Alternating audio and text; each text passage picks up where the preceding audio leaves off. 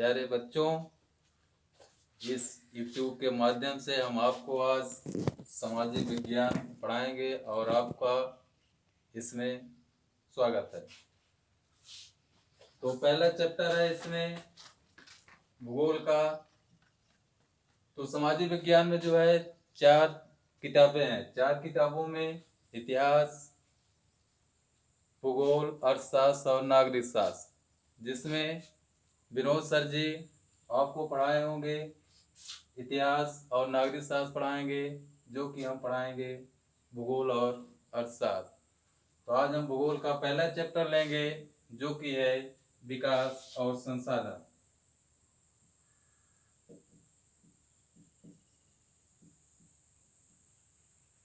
संसाधन और विकास। तो बच्चों, सबसे पहले हम जो है संसाधन के बारे में जानेंगे। संसाधन के बारे में, तो संसाधन किसे कहते हैं? तो संसाधन उसे कहते हैं जो हमारे लिए कोई भी वस्तु उपयोगी हो। जो भी वस्तु हो उसका उपयोग हम करते हैं, उपयोगी हो, उसी को हम संसाधन कहते हैं। हमारे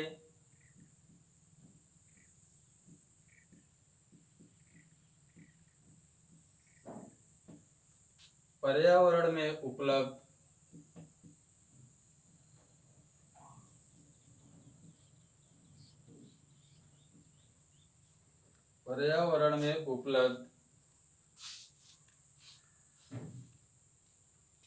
प्रत्येक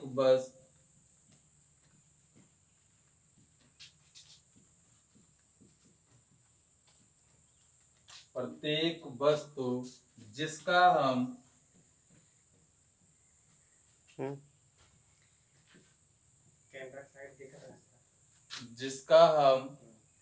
उपयोग करते हैं।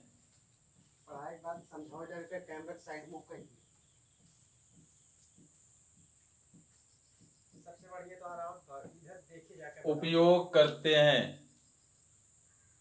तो हमारे पर्यावरण में उपलब्ध प्रत्येक वस्तुएं जो मिलती हैं और हमारे लिए आवश्यक बनती हैं, वही हमारे लिए क्या होते हैं? संसाधन बन जाते हैं। तो संसाधन कितने प्रकार के होते हैं?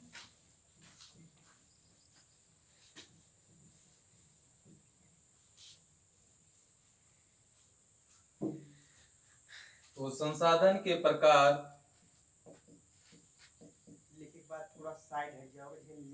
संसाधन के प्रकार। तो प्यारे बच्चों, इसे नोट कर लेंगे। संसाधन के प्रकार। तो संसाधन के प्रकार जो हैं, पहला आता है इसमें का उत्पत्ति के आधार पर। उत्पत्ति के आधार पर। दूसरा है समाप्यता के आधार पर। समाप्यता के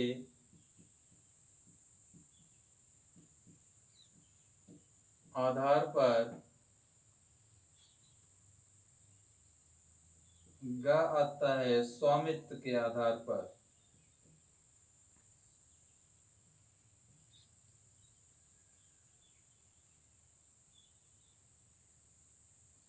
स्वामित्व के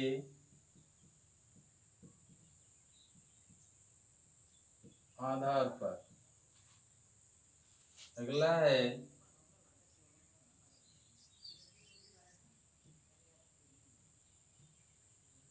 विकास के आधार पर।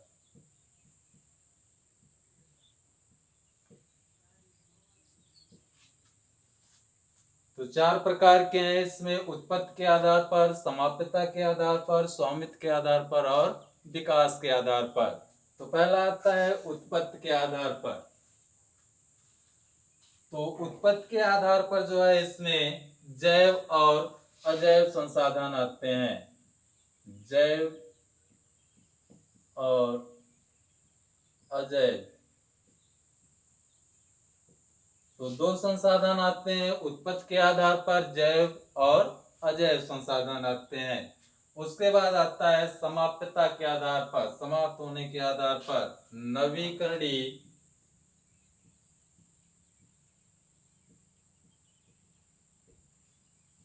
नवीकरणीय।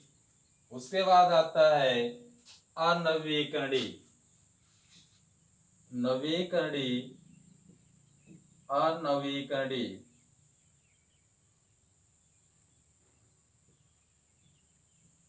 अनवीकरणीय।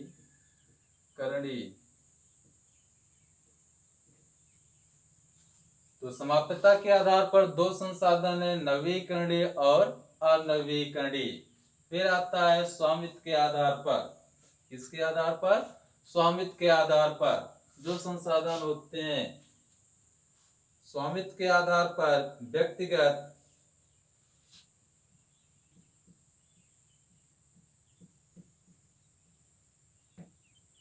व्यक्तिगत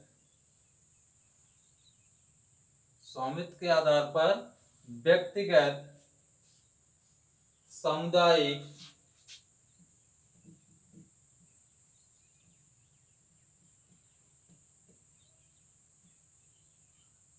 सामुदायिक आते हैं। उसके बाद आता है विकास के आधार पर।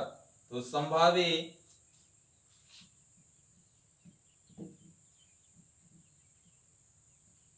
संभावी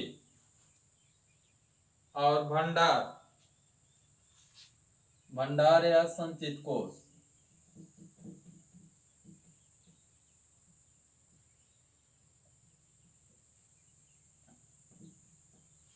तो संचित कोष। उत्पत्ति के आधार पर जैव और अजैव। तो जैव संसाधन, कौन से संसाधन?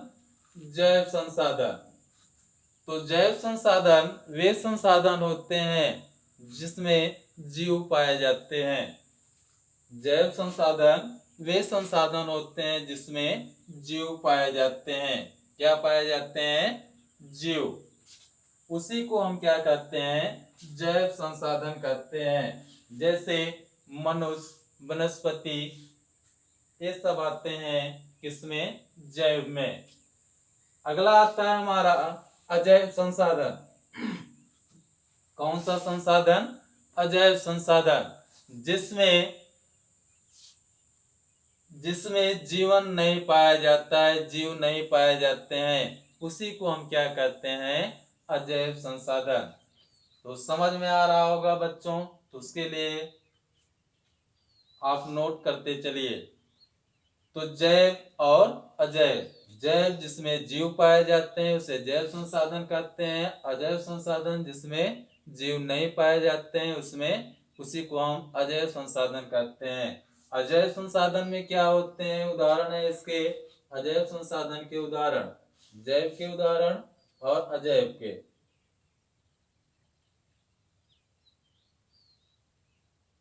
वनस्पति,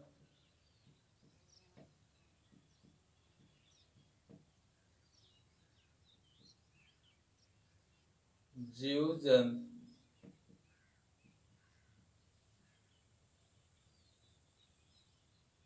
वनस्पतियां, जीव जंतु पाए जाते हैं। और इसमें आते हैं बूम,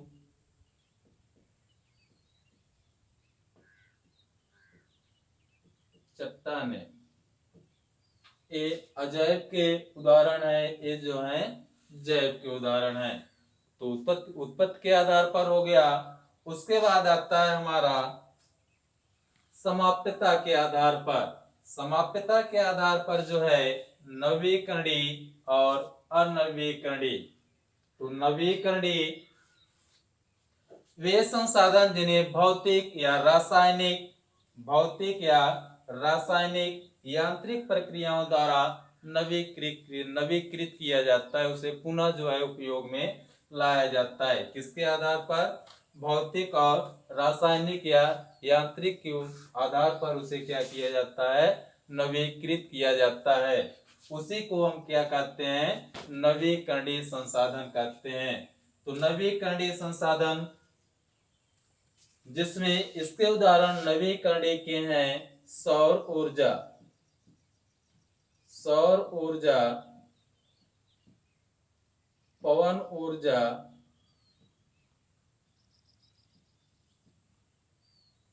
सौर ऊर्जा और पवन ऊर्जा, ये किसके उदाहरण है? नवीकरणीय के उदाहरण है। सौर ऊर्जा, पवन ऊर्जा।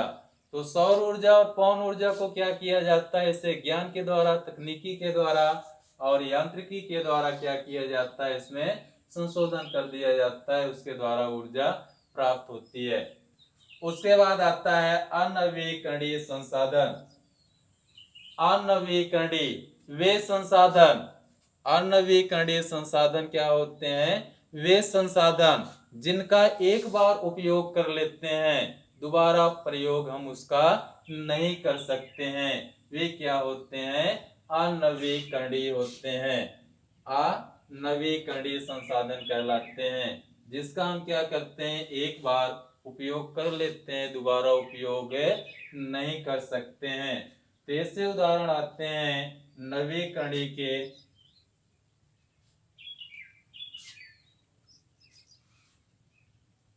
खनिज,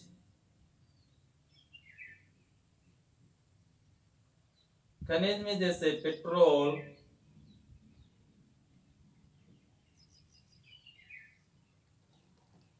जीवाश्मी ईंधन,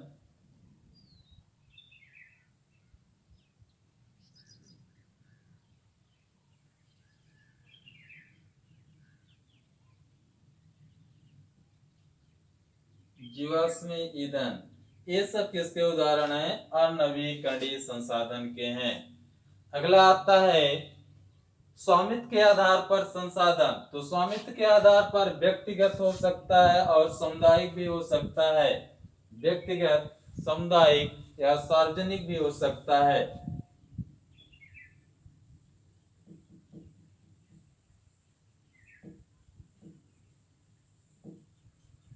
तो स्वामित्व के आधार पर जो संसाधन है, व्यक्तिगत और सामुदायिक, सार्वजनिक। तो व्यक्तिगत किसी विशेष व्यक्ति का क्या होता है? उस पर अधिकार होता है, उसी को क्या कहा जाता है? व्यक्तिगत संसाधन कहे जाते हैं। तो व्यक्तिगत संसाधन, उसके बाद सामुदायिक संसाधन, ये सब किसके आधार पर पाए जाते हैं? स्वामित्व के आधार पर पाए जाते हैं। तो सार्वजनिक, जो सार्वजनिक संसाधन होते हैं, उस पर सभी का क्या होता है? अधिकार होता है। उसके बाद आता है विकास के आधार पर संसाधन। किसके आधार पर? विकास के आधार पर। तो विकास के आधार पर जो संसाधन होते हैं, उन्हें संभावी संसाधन कहते हैं और संचित कोष। तो इसमें आता है संभावी संसाधन। कौन से संसाधन? संभावी संसाधन।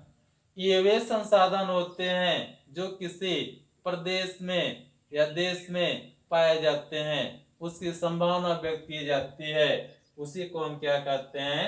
संभावी संसाधन कहते हैं।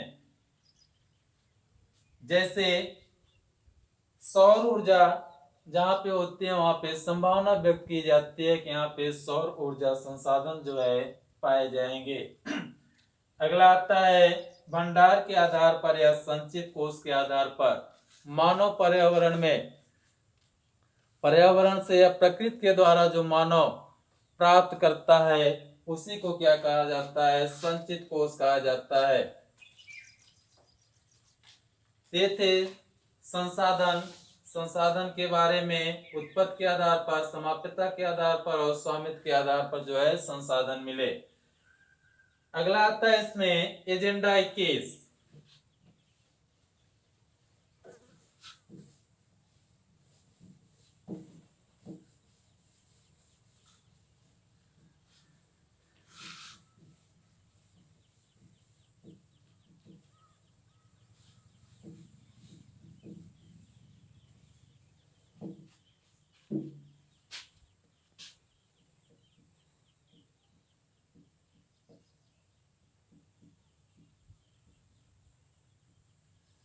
एजेंडा 21। तो एजेंडा 21 एक घोषणा है जो कि ब्राजील के ब्राजील में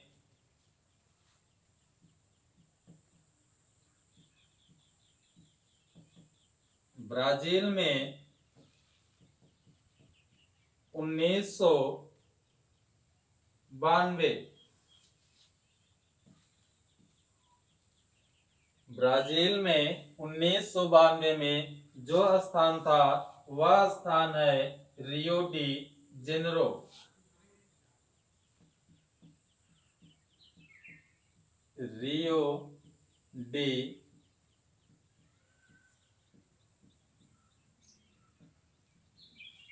तो ब्राजील में जो है एजेंडा के तमाम देशों के लोग वहां पे उपस्थित हुए, सभी देशों के लोग। और 1992 में एक घोषणा पत्र लिखा गया रियो डी जेनेरो। वहां पे रियो डी जेनेरो में एक सम्मेलन हुआ, अन्य देशों से लोग आए वहां पे, जो कि था संसाधनों का संरक्षण के बारे में था यह घोषणा। तो सम्मेलन हुआ और राष्ट्रद्रोहों के द्वारा स्वीकृत इसका उद्देश्य था कि जो उद्देश्य था एजेंडा 21 का ब्राजील में संपन्न हुआ। और कहां पे? रियो डी जेनेरो में। ब्राजील के रियो डी जेनेरो में एक सम्मेलन कब हुआ? 1992 में। इसका मतलब यह था कि भूमंडली का जो है इसका सतत पोषणीय उपयोग किया जाए।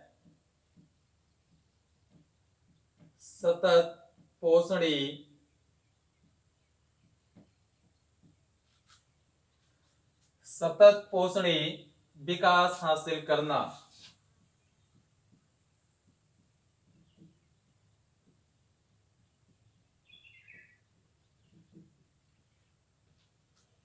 तो सतत पोषणीय का मतलब होता है कि हम उसका उपयोग ऐसा करें कि जिससे न प्रकृति की हानि हो, जो प्रकृतियां हैं प्रकृति के द्वारा उसका हानि नहीं होना चाहिए। वह ये सतर्कता पूर्वक या सतत पोषणीय विकास जो है करना चाहिए, जिसका हम जिस संसाधन का उपयोग करें कैसे करें? सतर्कता पूर्वक उपयोग करें, जिससे प्रकृति का कोई नुकसान न हो।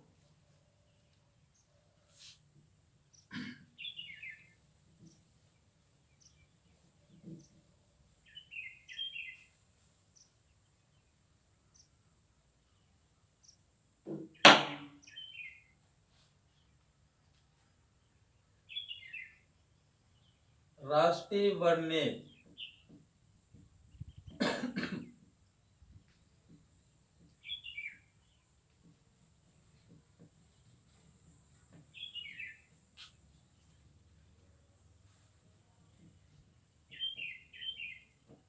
1952।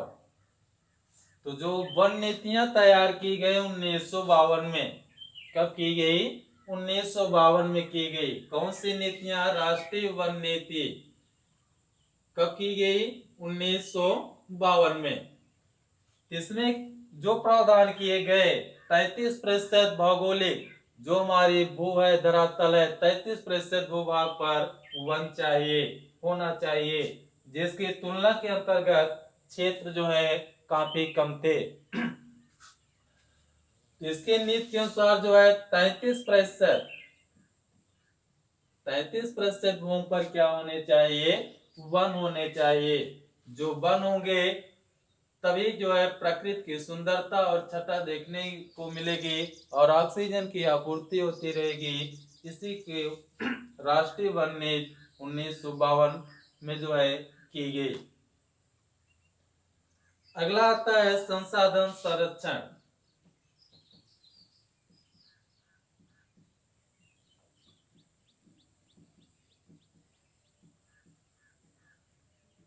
संसाधन संरक्षण तो संसाधनों का न्याय संकट।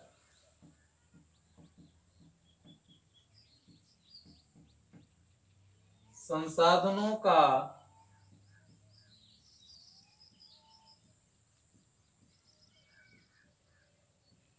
न्याय संगत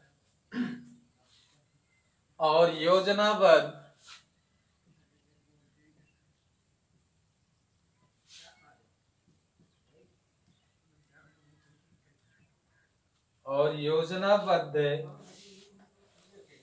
प्रयोग करना। योजनाबद्ध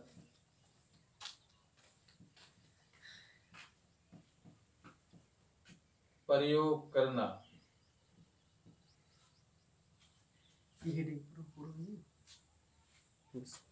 तो जो संरक्षण है संसाधनों का क्या किया जाए, न्याय संगत और योजनाबद्ध से उसका प्रयोग हो जिससे प्रकृति का कोई नुकसान न हो। तो अगले चैप्टर में फिर मिलेंगे।